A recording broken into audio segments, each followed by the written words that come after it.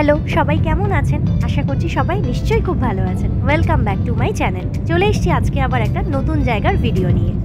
Title আর thumbnail দেখে আশা করছি নিশ্চয়ই বুঝে গেছেন যে আমি কোথায় চলেছি। আমরা আজকে চলেছি মুম্বাইয়ে। পুজোর সময় ছুটিটাকে কাজে লাগিয়ে টোটাল 11 দিনের ছুটি নিয়ে আমরা বেরিয়ে পড়েছিলাম মুম্বাই দর্শনের উদ্দেশ্যে। আমরা একটু আর্লি মর্নিংয়ে স্টার্ট করেছিলাম, কারণ আমাদের ট্রেন ছিল দুরন্ত এক্সপ্রেস, যেটা ভোরবেলা 5:45 নাগাদ হাওড়া স্টেশন থেকে ছাড়ে। মুম্বাই ট্রিপটাকে আমি টোটাল 3টে পর্বে ভাগ করেছি। আজকের পর্বে আমার থাকছে অজন্তা, ইলোরা এবং ঔরঙ্গাবাদ। যেহেতু এইটা আমাদের একটা ফ্যামিলি ট্রিপ ছিল, সেই জন্য এই ট্রিপটার আনন্দ ছিল একদম অন্য লেভেলের। যাই হোক, দুরন্ত এক্সপ্রেস দুরন্তভাবে জার্নিটা শুরু করলেও কিছুটা যাওয়ার পরেই তার ঘুমন্ত মোড়ে সে সুইচ করে যায় এবং যথারীতি 9 ঘন্টা লেট করে সে আমাদেরকে পৌঁছিয়ে দেয় ভুসওয়াল স্টেশন। ট্রেন রাইট টাইমে যদি থাকতো তাহলে আমাদের ভুসওয়ালে নামার কথা রাত্রি 1:30 নাগাদ, কিন্তু ট্রেনটি লেট করার জন্য আমরা ভোরবেলা 7টা নাগাদ ভুসওয়াল স্টেশনে এসে নামি। ভুসওয়ালে নেমে আমরা স্টে করেছিলাম এই তানারিকা রিসর্টটাতে। এইটি একদমই স্টেশনের কাছাকাছি।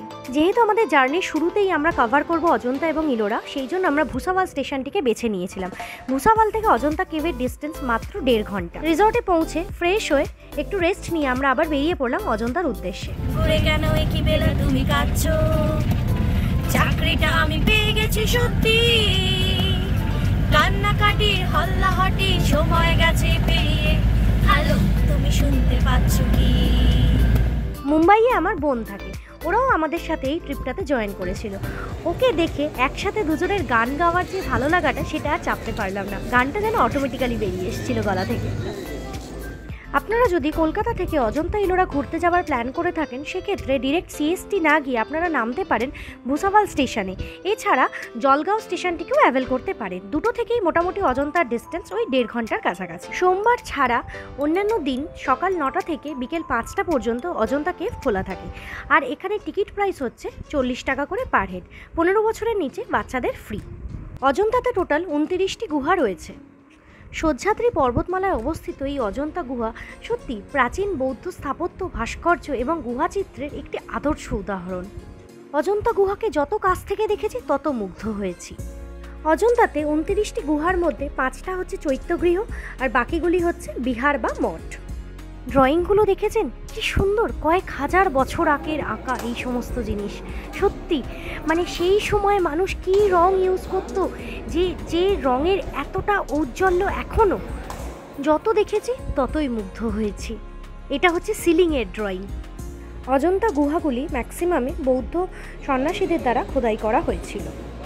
যে সময় এই গুহাগুলি নির্মাণ করা হয়েছিল সেই সময় বৌদ্ধ ধর্ম এবং হিন্দু ধর্ম দুটি ধর্মই সমানভাবে পূজিত হতো। টিকিট কাউন্টার থেকে অজন্তার প্রথম গুহা অবধি আসার জন্য প্রায় 500টার কাছাকাছি সিঁড়ি রয়েছে। তারপরে এরকম উঁচু নিচুর মধ্যে প্রত্যেকটার কিছুটা সময় পর পর একটা করে গুহা পড়ে। মোটামুটি 2 থেকে 2.5 ঘন্টা মতন সময় লাগে পুরো অজন্তা দেখতে। রয়েছে এরকম অনেকগুলো বৌদ্ধ বিহার।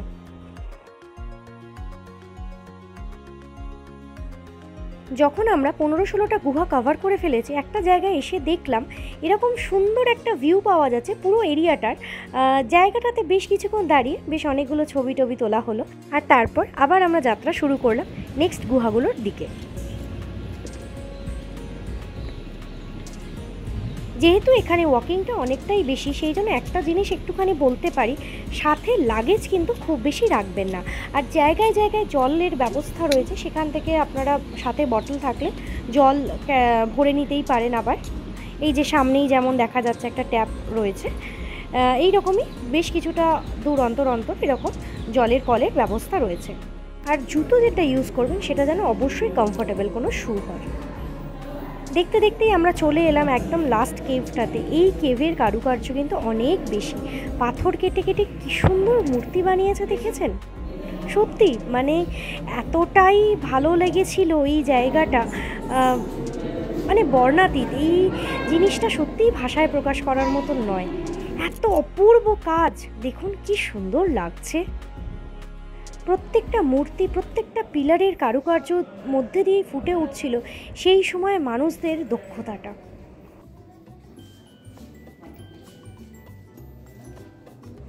এই যে সাহিত্য বুদ্ধটি দেখা যাচ্ছে, এটা কিন্তু অনেক বড়, পুরোটা আমার ক্যামেরায় আসেনি। আর এই হাতিটা দেখেছেন, পাথর কেটে বানানো, মানে পাহাড়কে কেটে বানানো। ওই সময় তো ওনাদের কাছে আধুনিক যন্ত্রপাতিও ছিল না, তাই না? যাকে অজন্তাকে ব্যাকগ্রাউন্ড করে নিজেও কয়েকটা ছবি তুলে নিলাম। এটা হচ্ছে ওয়াঘোরা নদীর ওপরে একটি ব্রিজ, আর এই হচ্ছে বিখ্যাত ওয়াঘোরা নদী। এরই বাপাস জুড়ে পুরোটা নিয়ে হচ্ছে অজন্তা কেভস।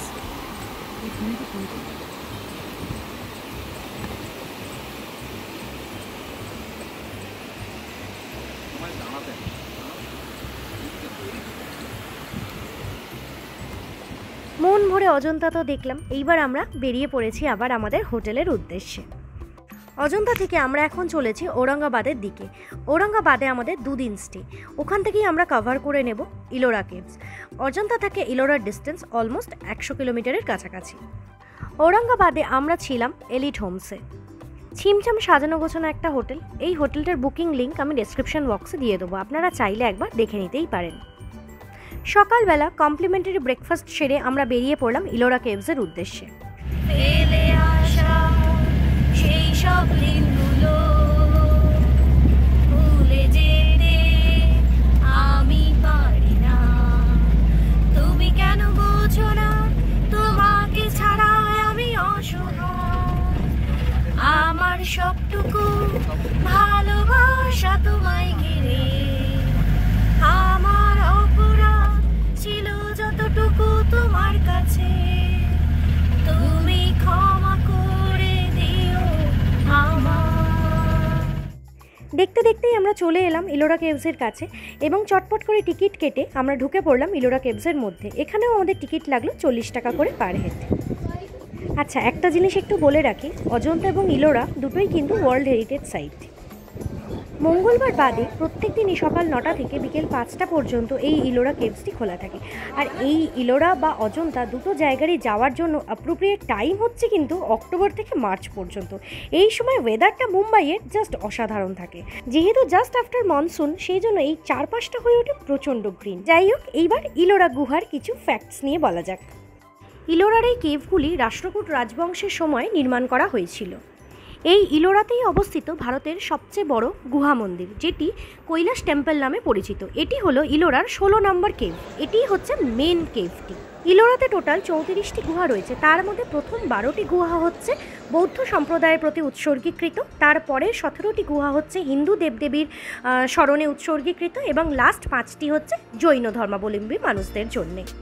এই গুহার মূর্তিগুলোকে দেখলে মনে হয় যে সেই সময়ের কারিগরেরা ওই টাইমে প্রচলিত দেবদেবীর কাহিনী এবং পৌরাণিক সমস্ত গল্পগুলোকে ফুটিয়ে তুলেছেন ওনাদের কাজের মাধ্যমে। অজন্তাতে যেমন অসামান্য চিত্রকর্ম রয়েছে, সেই রকম ইলোরাতে রয়েছে কিন্তু এই রকম স্থাপত্যের কাজ। সত্যি এই দুটো কেভ এতটাই সুন্দর, না দেখলে এটা কিন্তু একটা বড় মিস। এই গুহাগুলো প্রাচীন ভারতের সভ্যতাকে যেন জীবন্ত করে তুলেছে। ইলোরার এই কেভগুলি ঘোরার জন্য গল্ফ কার্টের ব্যবস্থা রয়েছে, সেটার জন্য আলাদা করে টিকিট কাটতে হয়।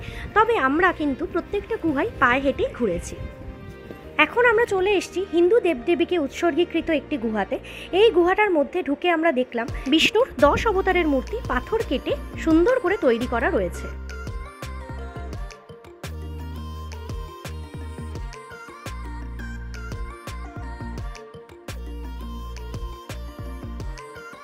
অজন্তা থেকে ইলোরা আসতে সময় লাগে ঘন্টা 3-এর কাছাকাছি। সেই জন্য আপনারা যদি চান একদিনেই কিন্তু দুটোকে কভার করে নিতে পারেন, তবে সেক্ষেত্রে একটু হেকটিক হয়ে যাবে।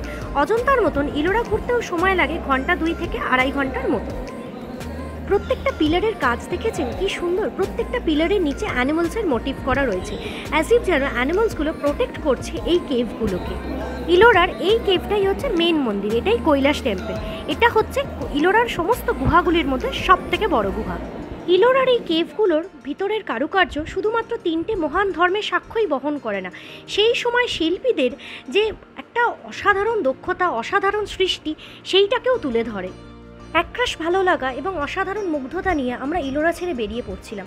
সত্যি ইলোরা দেখে ঘোর যেন কাটছিল না, কেমন যেন আমরা একটা ঘোরের মধ্যে ছিলাম, এতটাই মুগ্ধ হয়েছিলাম দেখে। যাই হোক, এইবার আমরা চলেছি দৌলতাবাদ ফোর্টের দিকে। ইলোরা থেকে যার ডিস্টেন্স মাত্র 8 ঘন্টা। যাবার পথেই পড়লো এই ঔরঙ্গজেবের সমাধিটা, সেটাও একবার আমরা ঢুকে দেখে নিলাম।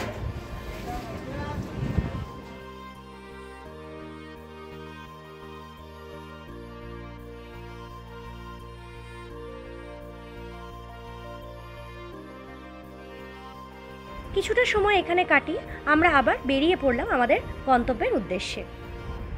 দৌলতাবাদ ফোর্ট সকাল 9টা থেকে বিকেল 6টা অবধি খোলা থাকে।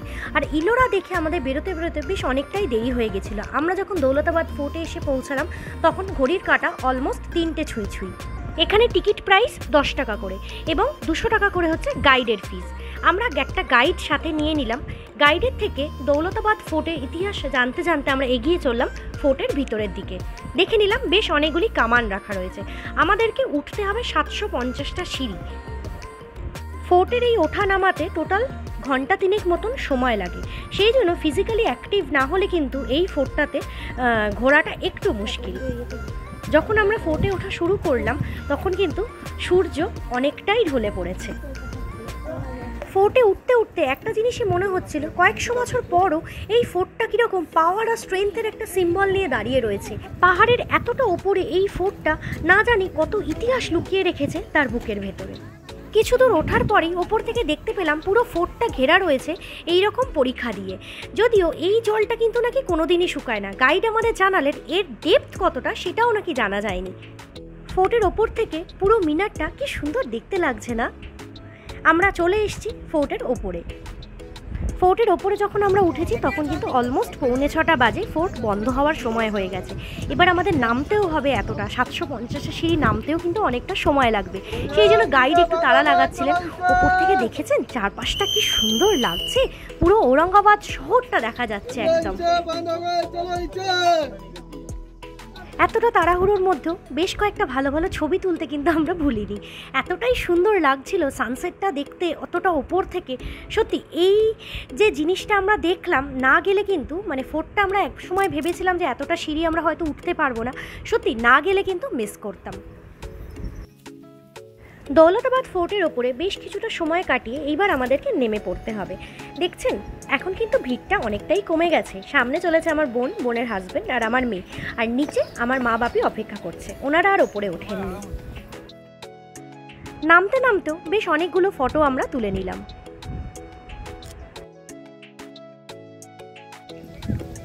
সবাই মিলে আমরা সাক্ষী রইলাম একটা সুন্দর সানসেটের।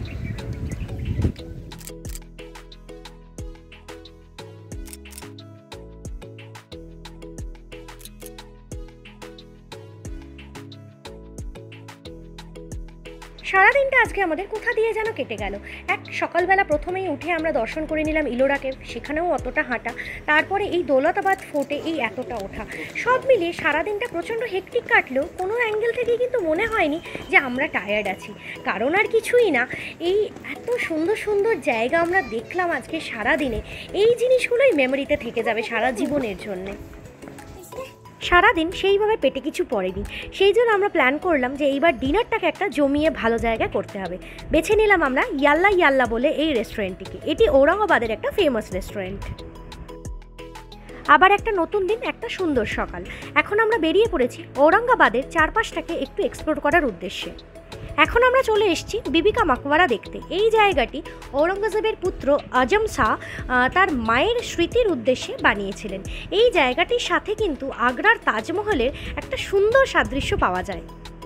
তবে আকার এবং আকৃতিতে এটি কিন্তু তাজমহলের থেকে বেশ অনেকটাই ছোট। চলুন এবার একটু এর ভিতরটাতেও যাওয়া যাক, একবার দেখে নিই কাছ থেকে।